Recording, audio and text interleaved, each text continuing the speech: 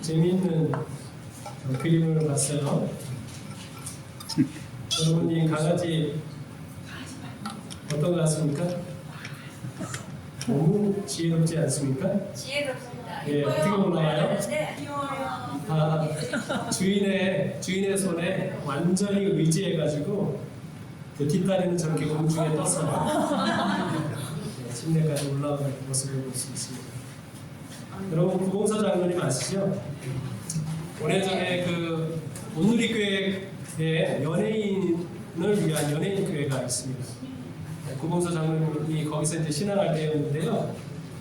거기 연예인 교회를 목양을 하시던 하용조 목사님께서 일요일 오후가 되면 연예인들과 성경 공부를 했습니다. 그날 성경 공부 주제가 뭐였는가 하면 동정녀 마리아 사건이었습니다. 목사님께서 이제 열정을 다해가지고 동정녀 마리아에게서 예수님이 태어났다는 사건을 가르쳤습니다. 그리고 함께 은혜를 나눴는데요. 뒤에서 한 젊은 연예인이 손을 번쩍 들었습니다. 목사님, 농담하지 마세요. 어떻게 처녀가 아기를 낳아요? 그런 얘기 그만하시고 예수님께서 좋은 일 많이 하셨으니까 그런 말씀을 해주시면 좋겠습니다. 그런 이야기를 들으니까 목사님이 얼마나 당황스럽습니까? 목사님께서 예수님께서 동정녀 마리아에게서 태어났다는 사실을 믿지 못하면 우리가 이 성경을 믿을 수가 없다라고 하는 이야기로 이제 강조를 하시면서 더 자세히 설명을 했습니다. 그런데 그 연예인이 그 말씀을 들으려고 할까요? 안 할까요? 이 젊은 사람에게 있어서는 잘 이해가 안 갔나 봐요. 계속 다른 이야기를 해달라고 이야기를 하니까 그때 구봉서 장로님이 벌떡 일어나서 상기된 얼굴로 그 후배 연예인을 향하여 이렇게 소리를 쳤다고 합니다. 여러분 같으면 뭐라고 소리를 칠 것 같습니까? 뭐라고 소리를 칠 것 같습니까? 이해가 안 되더라도 목사님 하게 좀 놔둬라. 놔두라. 예. 우리 너무 신사적이에요. 자, 이 장로님 뭐라고 하셨는가 하면 야 임마! 마리아 신랑 요셉도 믿었는데 네가 뭔데 안 믿어? 이 믿음이라고 하는 것이 굉장히 중요합니다. 우리가 구원은 무엇으로 얻습니까? 네, 믿음으로 얻는 것이죠. 이 안식일이 우리의 믿음에 어떤 역할을 하는지 함께 살펴보도록 하겠습니다. 여러분 신명기 8장 2절로 4절에 있는 말씀에 보면 만나에 관한 이야기가 나오는데요. 하나님께서 이렇게 말씀하십니다. 네 하나님 여호와께서 이 40년 동안에 내가 광야길을 걷게 하신 것을 기억하라. 이는 너를 낮추시며 너를 시험하사 내 마음이 어떠한지 그 명령을 지키는지 지키지 않는지 알려 하시리라. 너를 낮추시며 너를 줄이게 하시며 또 너도 알지 못하며 내 조상들도 알지 못하던 만나를 내게 먹이신 것은 사람이 떡으로만 사는 것이 아니요 여호와의 입에서 나오는 모든 말씀으로 사는 줄을 내가 알게 하려 하심이니라. 이 40년 동안에 내 의복이 헤어지지 아니하였고 내 발이 부르트지 아니하였느니라. 하나님이 뭘 기억하길 바라셔요? 만나가 내린 사건을 꼭 잊지 않고 기억하기를 바라십니다. 그래서 이것을 잊지 않도록 하기 위해서 하나님께서 특별한 명령을 내리셨는데 이 만나를 어디에 보관해라? 법궤 안에 두라고 명령을 하셨습니다. 물론 뭐 성경학자들에 따라서 법궤 앞에 두었다라고 이야기하는 사람들도 있습니다만 법궤 안에 두었다고 믿는 것이 더 좀 바람직한 것이 아닌가 생각이 듭니다. 그런데 이 만나에 관해서 잊지 말아야 할 점에 대해서 이야기하면서 이 두 가지 사실을 좀 강조하고 있습니다. 자, 이 만나는 어떤 것이었는가 하면 첫 번째 어떤 거라는 거예요? 너나 조상이나 알지 못하던 만나라고 되어 있습니다. 이 만나는 조상들이 알지 못하는 것이었다라고 이야기하고 있습니다. 그래서 이 만나의 이름이 뜻이 무엇인지 여러분 혹시 아십니까? 만나? 네? 만나의 이름의 뜻? 맛이 난다 해서 만나일까요? 뜻은 이겁니다. 뭐지? 이런 뜻을 가지고 있습니다. 그러니까 우리를 포함해가지고 우리 조상들도 이 만나에 관해서는 전혀 알지도 생각해보지도 못했던 것으로 하나님께서 뭐 하셨다는 거예요? 먹이셨다라고 하는 사실을 기억하라고 이야기하고 있습니다. 여러분, 이 점은 매우 중요한데요. 우리가 하나님을 믿는다는 것은 뭘 믿는다는 걸까요? 하나님이 믿을 만한 분이라고 하는 사실은 하나님이 어떤 분이라고 하는 사실일까요? 전능하신 네, 하나님은 우리의 생각과 우리의 한계를 넘어서는 분이라고 하는 사실을 받아들이는 거죠. 실제로 고린도전서 2장 9절에 있는 말씀은 이 십자가를 설명하는 맥락 속에서 주어진 말씀인데요. 기록된 바 하나님이 자기를 사랑하는 자들을 위하여 예비하신 모든 것은 눈으로 보지 못하고 귀로 듣지 못하고 사람의 마음으로 생각하지도 못하였다함과 같으니라 말씀하셨습니다. 그러니까 만약에 하나님께서 우리가 생각할 수 있었던 방식으로, 우리가 기대했던 방식으로 우리를 구원하는 방법을 사용하셨다면 우리를 구원할 수 있었을까요? 없었을까요? 구원할 수 없었을 것이라고 하는 사실입니다. 만약 우리가 생각했던 방식으로 하나님께서 접근을 했더라면 우리가 예수님을 십자가에 못 박지 않았을 것이라는 거예요. 하나님께서 이렇게 엄청난 희생과 엄청난 사랑으로 우리를 구원하실 줄은 우리가 보지도 못했고 듣지도 못했고 생각하지도 못하였다라고 이렇게 이야기를 하고 있습니다. 그래서 사실 인간 역사 어느 곳에 하나님의 사랑보다 더 큰 사랑이 있을까요? 네, 더 큰 사랑이 없습니다. 더 큰 구원이 있을까요? 더 큰 구원이 없습니다. 우리가 하나님의 사랑과 하나님의 은혜와 하나님의 구원에 대해서 많은 예화로 그것을 설명하지만 그 예화를 가지고 하나님의 구원을, 하나님의 은혜를 다 설명할 수가 없습니다. 하나님의 구원과 하나님의 은혜는 우리의 생각과 우리의 한계를 뛰어넘는 것이죠. 그 다음에 이제 두 번째로 이 만나에 관해서 생각하라고 하시면서 무엇을 말씀하시는가 하면 사람이 떡으로만 사는 게 아니라 뭐로 산다? 네, 말씀으로 산다라고 이야기하고 있습니다. 예수님은 이 말씀을 믿음과 연관 지으셨습니다. 마태복음 6장 30절로 33절에 보면 오늘 있다가 내일 아궁이에 던져지는 들풀도 하나님이 이렇게 입히시거든 하물며 너희일까 보냐 믿음이 작은 자들아 그러므로 염려하여 이르기를 무엇을 먹을까 무엇을 마실까 무엇을 입을까 하지 말라. 너희 하늘 아버지께서 이 모든 것이 너희에게 있어야 할 줄을 아시느니라. 그런즉 너희는 먼저 그의 나라와 그의 의를 구하라. 그리하면 이 모든 것을 너희에게 구하시리라 말씀하셨습니다. 여러분, 믿음의 가장 큰 적이 뭘까요? 예, 믿음의 가장 큰 적은 생활의 염려입니다. 예수님께서 말씀하셨잖아요. 무엇을 먹을까? 무엇을 마실까? 무엇을 입을까 염려하면 믿음이 성장하지 않고 믿음이 어떻게 돼요? 믿음이 적어진다 라고 이렇게 이야기하고 있습니다. 자, 그래서 우리가 믿음을 성장시켜야 되는데 성장하는 믿음, 우리를 구원하는 믿음은 어떤 것인가? 여기 설명하기를 우리를 다 아시는 하나님 아버지께 다 맡기고 그분의 나라와 그분의 의와 또 그분의 입에서 나오는 모든 말씀으로 살아가는 것이다 라고 이야기하고 있는 것이죠.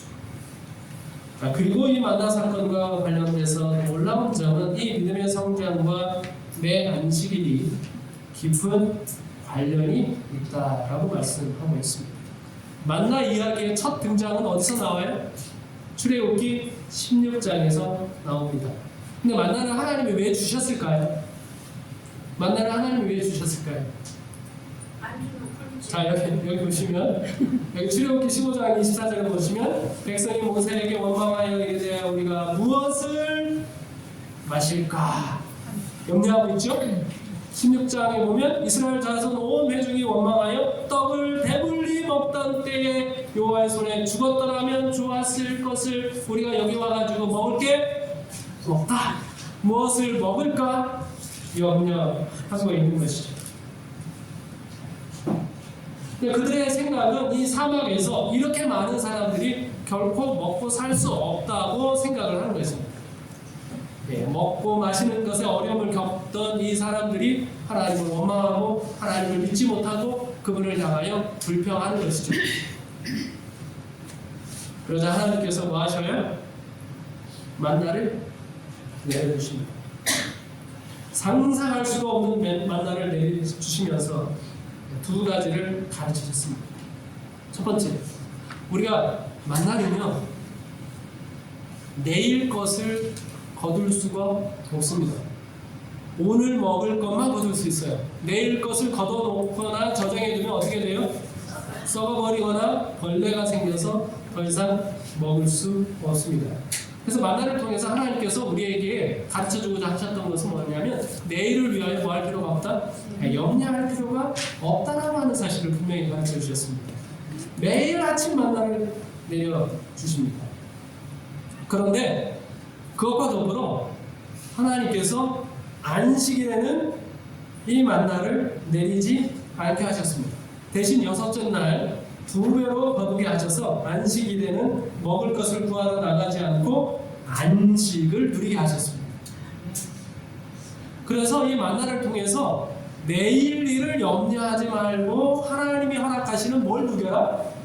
안식을 누려라 라고 하는 사실을 이 만나가 우리에게 가르쳐주고 있는 것이죠.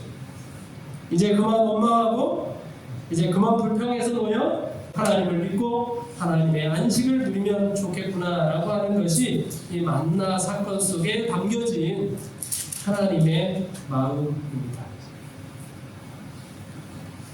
제가 이번 주에 집을 정리하면서요 어머니께서 생전에 찍어놓으신 증명 사진들을 발견할 수 있었습니다.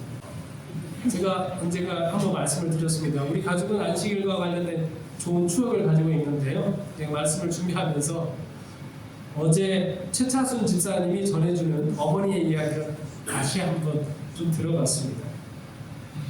어머니가 52세 가을에 암 진단을 받으셨습니다. 절망적인 선고를 받으셨어요. 병원에 실려서 들어가셨는데 척추 3군데 암이 생겼고요. 그 3군데의 척추뼈가 칼국수 한 가닥만큼밖에 남아있지 않았습니다. 조금이라도 움직이다가 자칫 부러지면 바로 돌아가시게 된다라고 하는 것이죠. 그래서 들어가서 검사받고 며칠 3일 정도 지나지 않아서 임종 예배를 드리게 됐습니다. 그 당시에 목사님께서 오셔서 예배를 드리셨고 그 다음에 가족이나 교회에 마지막 하실 말씀이 있으면 하시라고 했는데 어머니가 아무 말씀도 하지 않으시고요. 예수님 죄송합니다 라는 말씀만 하셨다고 합니다. 가족을 위해서 몸이 부서져라 이렇게 살아왔고 또 두 아들은 신학과를 다니면서 목회를 준비하고 있었지만 자신은 정작 영생을 위해서 아무것도 준비되지 않았다는 생각이 들었던 것이죠. 아무 진통제로도 이제 듣지 않아서 통증이 너무너무 심하고 칼국수 가락 정도만 남아서 그것이 부러지면 언제 죽을지 모르는 그런 상황에서 어머니께서 그냥 병원에서 죽을 수 없다는 생각을 하셨습니다. 그리고 이제 하동에 있는 베델 수양원에 내려가기로 했습니다. 119 구급차를 부르고 몸을 이렇게 판때기에 묶어서 척추에 충격이 가지 않도록 최대한 조치를 하고 6시간이 넘는 그 길을 내려갔습니다. 얼마나 통증이 몰려왔는지 모릅니다. 하지만 저희 어머님이 너무나 이 예수님에게 죄송한 마음을 가지면서 예수님을 굳게 붙잡았습니다. 그 시간 내내 통회하는 마음으로 기도하면서 그 길을 내려갔는데 그런데 그 먼 길을 내려가면서 통증을 느끼지 못했다는 사실을 도착하고 알게 됐습니다.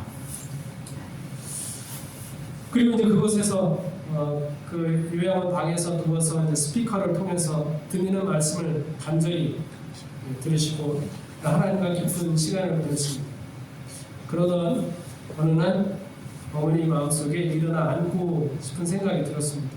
원장님에게 말씀을 드렸더니 척추뼈가 어떻게 될지 모르니 그렇게 일어나 앉으라고 이야기할 수 없잖아요.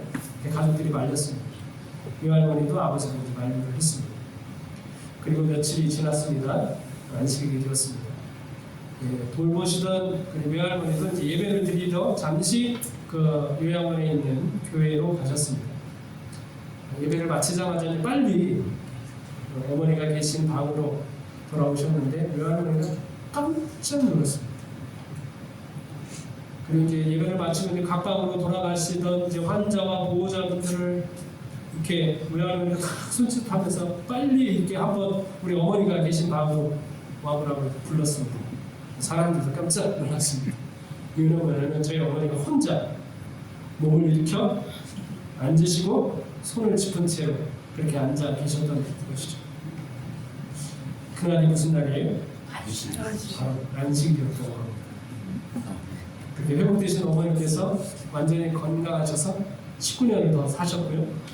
손주들도 업어서 키워주셨습니다. 제가 이 이야기를 이제 다시 들으면서 안식일이 우리에게 소리를 지르는 게 있습니다. 무슨 소리를 지를까요? 안식일이 우리에게 부르짖는 소리는 뭔가 하면 너에게 많은 문제들이 있지만 뭐 하지 마라? 너무 염려하지 마라. 하나님께서 이 모든 문제를 알고 계시고 가장 적절한 때에 너를 도우실 것이다. 그러니 내일 일을 염려하지 말고 하나님을 믿으면서 오늘 주신 평안과 안식을 누려라 라는 것이 안식일이 우리에게 소리를 지르는 내용입니다. 여러분 성경에 하나의 흥미로운 이야기가 기록되어 있는데요. 혈루증 앓던 여인과 회당장 야이로의 이야기입니다. 그 이야기가 길지만 몇 군데만 좀 읽어드리도록 하겠습니다. 회당장 중에 하나인 야이로라 하는 이가 와서 예수를 보고 발 하나에 엎드려 간곡히 구하여 이르되 내 어린 딸이 죽게 되었사오니 오셔서 그 위에 손을 얹으사 그로 구원을 받아 살게 하소서 하거든요. 그래서 예수님께서 그 회당장 야이로와 더불어 그 집으로 가시는 중이었습니다. 자, 그런데 그 가시는 와중에 25절 12애를 혈루증으로 알아온 한 여자가 있어 많은 의사에게 많은 괴로움을 받았고 가진 것도 다 허비하였으되 아무 효험이 없고 도리어 더 중하여졌던 차에 사람들에게 가서 도움을 구했지만 아무 도움을 받지 못하고 오히려 그가 가지고 있는 문제는 점점점 더 심각해지는 상황입니다. 그러던 차에 예수의 소문을 듣고 무리 가운데 기어 뒤로 와서 그의 옷에 손을 대니 어떻게 됐을까요? 그가 12년 동안 결코 해결할 수 없었던 혈루증이 혈루 근원부터 말라서 온전히 건강한 상황이 되었습니다. 그리고 이제 돌아가려고 하는 찰나에 예수님께서 사람을 찾았습니다. 자기 능력이 나갔다고 하면서 치료받은 그 여인을 찾게 되죠. 그 여인이 두려운 마음으로 예수님 앞에 나왔습니다. 그리고 33절 여자가 자기에게 이루어진 일을 알고 두려워하여 떨며 와서 그 앞에 엎드려 모든 사실을 여쭈니 예수께서 이르시되 딸아 내 믿음이 너를 구원하였으니 평안히 가라. 내 병에서 놓여 건강할지어다. 아멘. 여인에게 너의 그 간절한 믿음이 너를 구원하였으니 이제부터 너는 평안함을 누려라 라고 하는 구원을 선포해 주십니다. 그리고 여인이 돌아갔어요. 여인이 돌아갔을 때에 야이로의 집에서 사람이 왔습니다. 나중에 예수께서 말씀하실 때 회당장의 집에서 사람들이 와서 회당장에게 이르되 당신의 딸이 죽었나이다. 어찌하여 선생을 되어 더 괴롭게 하나이까? 예수께서 그 하는 말을 곁에서 들으시고 회당장에게 이르시되 두려워하지 말고 믿기만 하라 하시고 아이가 죽었어요. 그러니 이 죽은 아이를 위해서 인간이 할 수 있는 일이 있습니까? 아무것도 없죠. 그래서 사람들이 뭐라고 이야기합니까? 그 선생님을 그렇게 하지 말고 힘들게 하지 말고 당신만 오십시오 라고 하는 전가를 전하는 것이죠. 이 아버지의 마음 가운데 얼마나 큰 두려움이 생겼습니까? 이 아이를 어떻게 할 수 없다고 하는 그 큰 슬픔과 아픔이 밀려올 때 예수님께서 말씀하시기를 두려워하지 말고 뭐하라? 믿기만 하라. 이 말씀은 무슨 말씀이에요? 아이가 죽었는데 내가 그 아이를 위해서 뭔가 할 일이 있다고 하는 그 말씀을 하시는 것이죠. 야이로의 집으로 갔습니다. 사람들이 죽은 아이를 위하여 슬퍼하고 울고 있을 때 예수님께서 말씀하셨어요. 떠들지 말아라. 이 아이가 죽은 것이 아니라 잔다 라고 이야기했습니다. 그랬더니 사람들이 비웃었습니다. 예수님이 말씀하시는데 비웃었습니다. 예수님이 제자와 이 부모를 데리고 아이가 누워있는 그 방으로 갔습니다. 그리고 41절 그 아이의 손을 잡고 이르시되 달리다 붐 하시니 번역하면 곧 내가 내게 말하노니 소녀야 일어나라 하시며 소녀가 곧 일어나서 걸으니 나이가 12살이라. 그럼 이 아이가 몇 살이야? 12살. 혈증 앓은 그 여인이 몇 년? 12년. 이 두 이야기는 같이 생각해보면 우리에게 주는 교훈이 매우 큽니다. 오늘 야이로부터 한번 살펴볼게요. 야이로요, 예수님 앞에 달려왔습니다. 회당장입니다. 여러분, 회당장이 예수님 앞에 달려와서 무릎을 꿇는다는 것 쉽게 생각할 수 있을까요? 예수님이 공생에 하시는 동안 최대의 정적이라고 표현할까요? 최대의 정적들이 누구일까요? 바리새인과 서기관들입니다. 그 바리새인과 서기관들이 그 마을에서 성경을 가르치고 성경을 백성들에게 읽어주려고 하면 누구의 허락을 받아야 할까요? 회당장이 시간표를 짜주거든요. 회당장이 시간표를 짜주면 그 시간표에 맞게 들어가서 예배 시간에 성경을 읽고 그 백성들에게 그 성경을 해석해주고 하는 거거든요. 그 바리새인과 서기관의 우두머리 역할을 하는 사람이 누구였는가 하면 이 야이로였습니다. 어쩌면 이 야이로도 그 당시에 바리새인과 서기관들을 충동해서 예수님의 가르침에 대해서 반박하고 힘들게 했던 그 명 중에 하나인 것이죠. 근데 그 사람이 예수님 앞에 와서 뭐합니까? 엎드려서 몸을 굽히면서 내 딸이 방금 죽었사오나 오셔서 그 몸에 손을 얹어 주소서라고 그렇게 간청하고 있는 것입니다. 그러면 성경을 보면 야이로가 예수님 앞에 나왔을 때 그 딸이 죽었을까요? 죽었다고. 우리가 좀 전에 읽은 말씀을 보면 죽은 게 아닙니다. 그렇죠? 죽지 않았으니까 와서 고쳐달라고 이야기를 했습니다. 예수님과 이야기하던 중에 뭐였어요? 그 아이가 죽어가지고 사람들이 와서 이제 더 이상 선생님을 그렇게 하지 말라 그렇게 이야기하지 않습니까? 근데 아버지는 와가지고 마태복음에는 뭐라고? 내 딸이 방금 죽었사오니 라고 이렇게 간청했다고 기록하고 있습니다. 이 성경이 이것을 오리로 기록하는 것은 아닙니다. 이것은 그 아버지가 가지고 있는 조급함을 이야기하고 있는 것입니다. 아이가 지금 거의 죽어가고 있는 상황에서 나와서 예수님 앞에 오고 있는데 그 찰나에 아이가 어떻게 될 지경이다? 죽을 지경이라고 생각을 하고 있는 것이죠.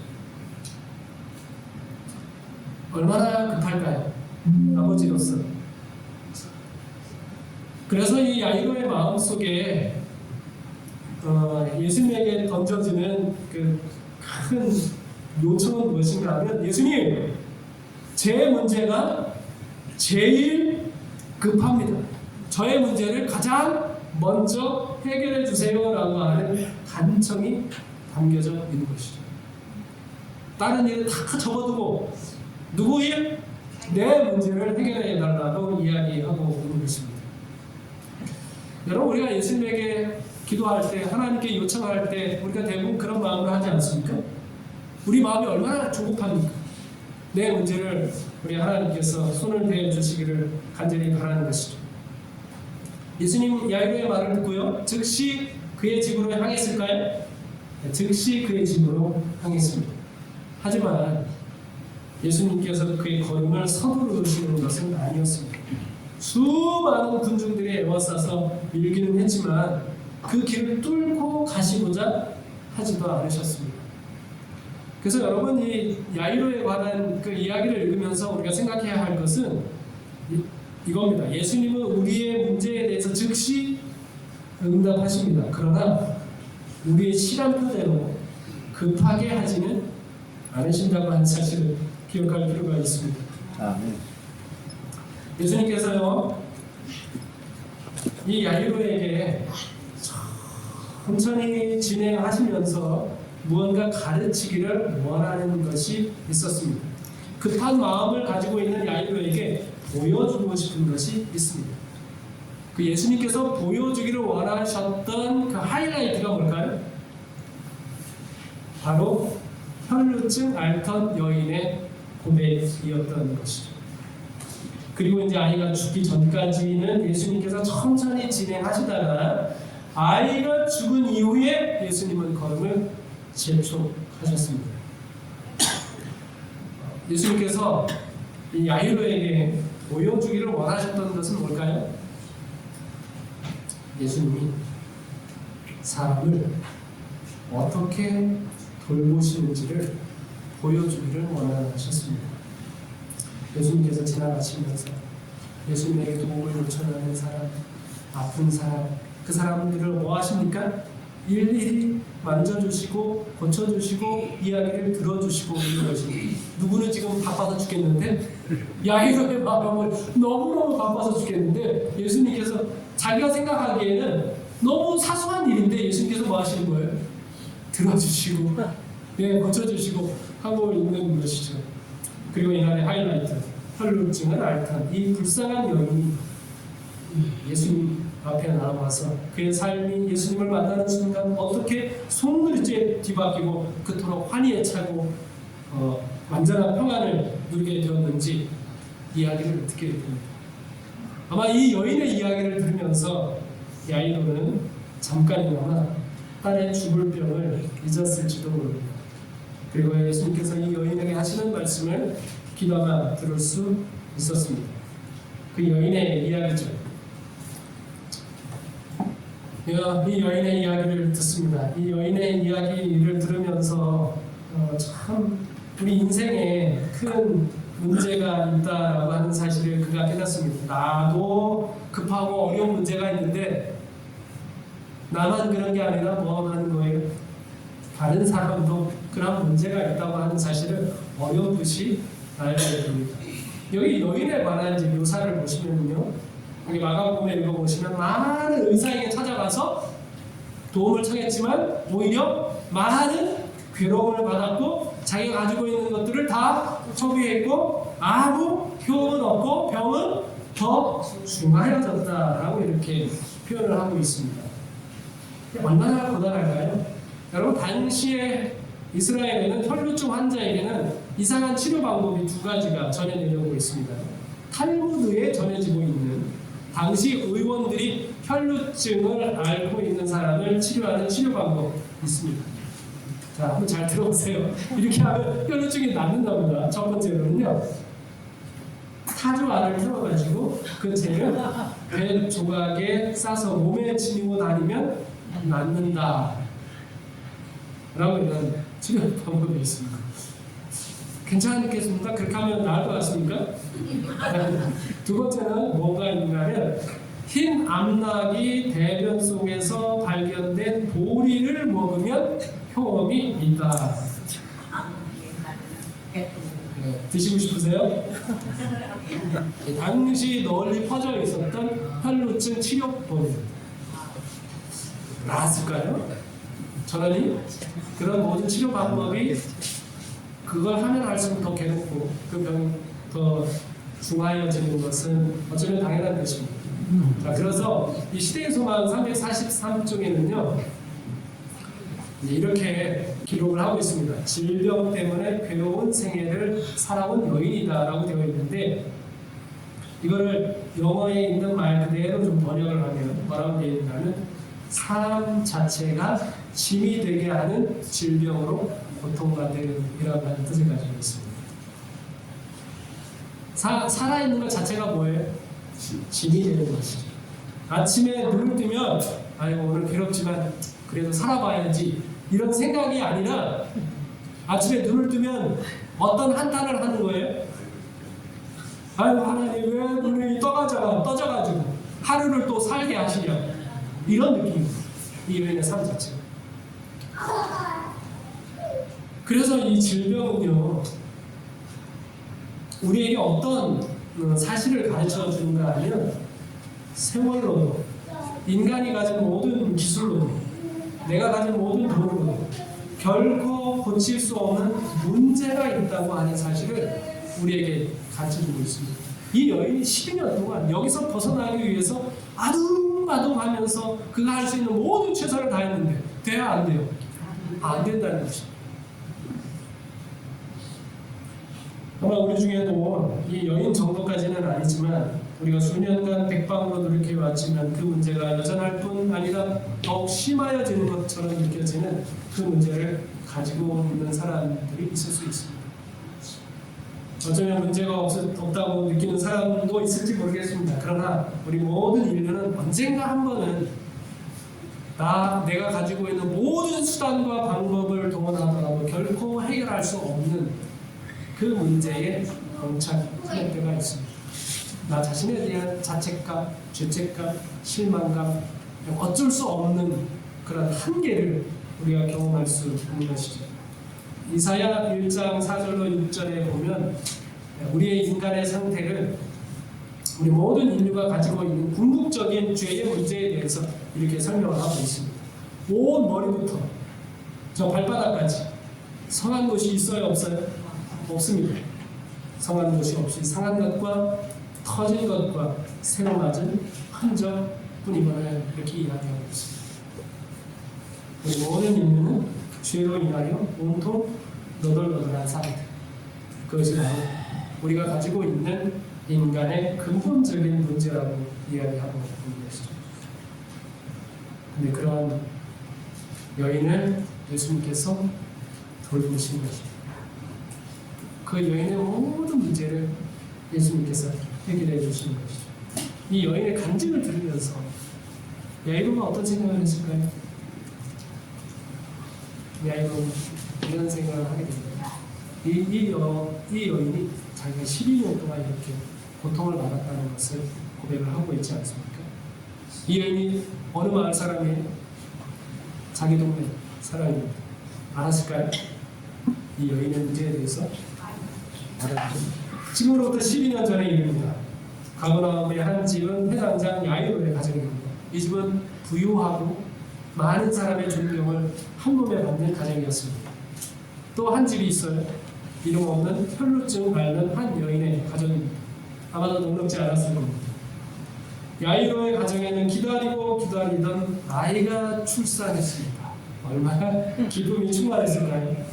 그런데 한 가난한 여인의 가정에는 혈루증으로 인하여 우울과 근심이 찾아왔습니다.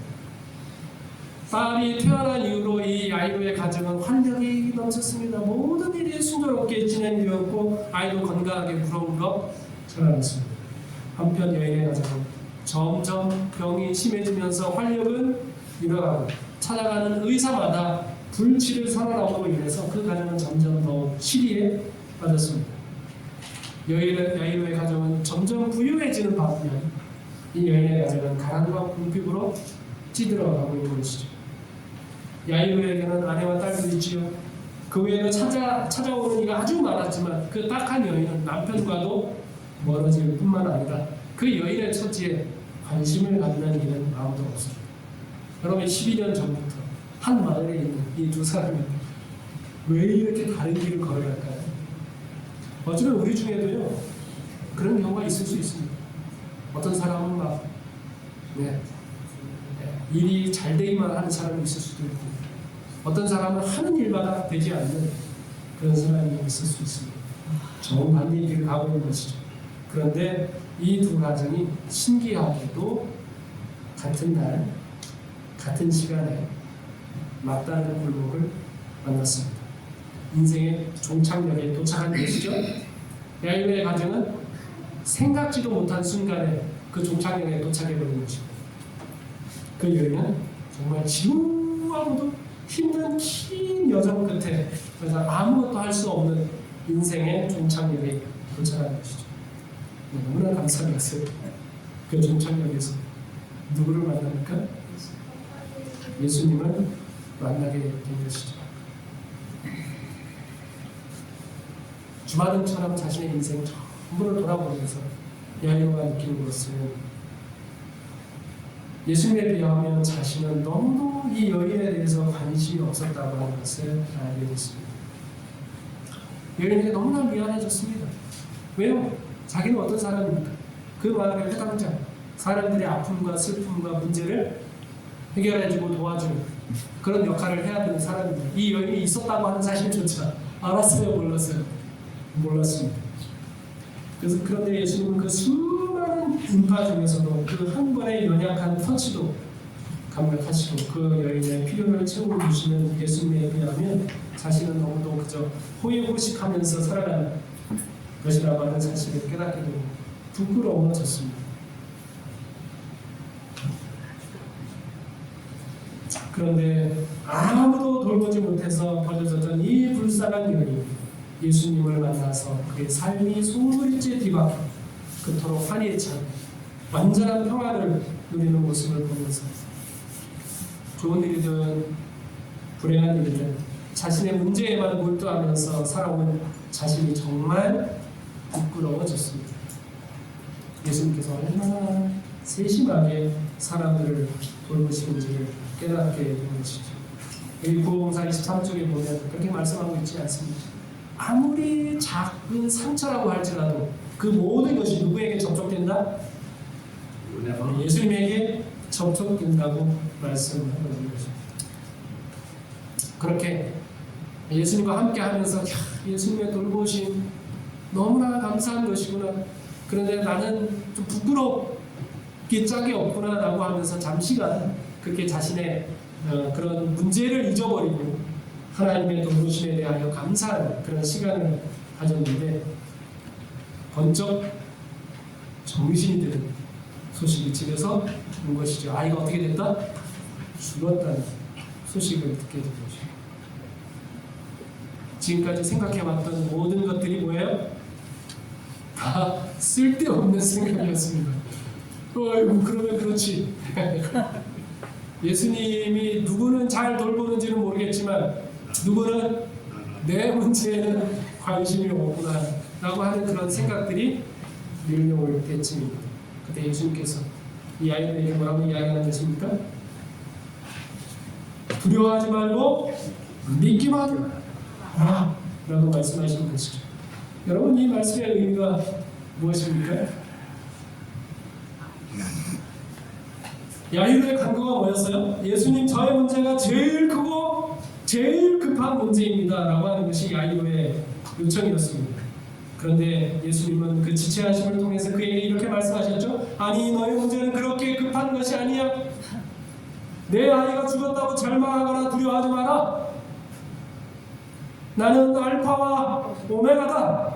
내가 끝내지 않으면 그 누구도 그 어떤 것도 끝나지 않는다. 나를 믿어라. 우리는 어떤 문제들에 관해서 이것은 더 이상 아무것도 할 수 없는 그런 절망을 경험할 때가 있을지 모르겠습니다. 예수님께서 야이로에게 하시는 말씀이 뭐예요? 내가 알파와 오메가다. 내가 끝나지 않으면 아무것도 끝나지 않는다. 아무리 끝난 것 같은 상황이라고 할지라도 내가 시작하면 거기서 뭐 할 수 있다는 거예요? 내가 다시 시작할 수 있다고 말씀하고 있는 것이죠. 그러니 아무것도 염려하지 말고 아무것도 두려워하지 말고 누구를 믿어라? 나를 믿기만 하라 라고 말씀하고 있는 것입니다. 여러분 이게 대학로에 있는 동승교회인데요. 이런 광고판을 크게 내걸었던 적이 있습니다. 계속 걸어졌으면 좋겠는데 지금은 아마 없을 겁니다. 내용이 뭐냐면 0 더하기 1은 100 그리고 그 옆에는 이제 영문으로 저렇게 설명이 기록되어 있습니다. 뜻이 뭘까요? 0 더하기 1은 100 뜻이 뭘까요? 네? 계산이 안 돼. 계산이 안 돼요. 영어로 뭐라고 되어 있는가 하면 내 인생이 아무것도 아닐지라도 예수 그리스도를 만나면 완전해집니다. 아멘. 아무리 절망스러운 것처럼 보이는 그 순간에 변화가 할지라도 누구를 만나면 예수님을 만나면 완전해진다고 하는 것이죠. 안식일이 우리에게 던져주는 메시지가 뭡니까? 너의 문제를 가지고 염려하지 말고 내일 일을 위하여 염려하지 말고 오늘 주시는 하나님의 안식과 평안을 마음껏 누리라. 반해하지 말고 나를 믿으라. 너 문제는 지금 끝난 것처럼 보인다고 할지라도 내가 끝내지 않으면 끝난 것이 아니고 끝난 것처럼 보이는 그 문제라고 할지라도 내가 시작하는 다시 시작되는 것이다 라고 말씀하고 있는 것이죠. 그러한 하나님의 돌보심을 기억하면서 여러분의 믿음이 더욱 하나님께로 성장해가는 귀한 안식일 되기를 간절히 바랍니다. 아멘.